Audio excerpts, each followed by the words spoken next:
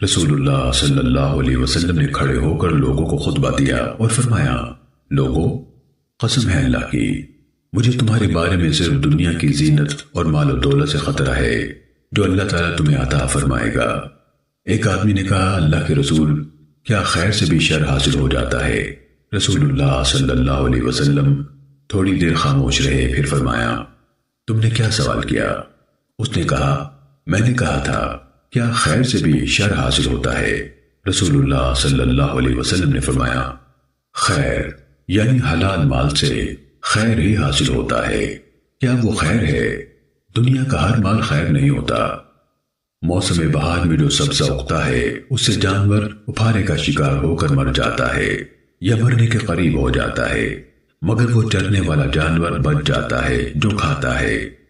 پھر جب اس کی کوکھیں بھر جاتی ہیں تو دھوپ کی طرف منہ کر کے گوبر اور پیشاب کرتا ہے، پھر جگالی کرتا ہے، اس کے بعد دوبارہ کھانے لگتا ہے۔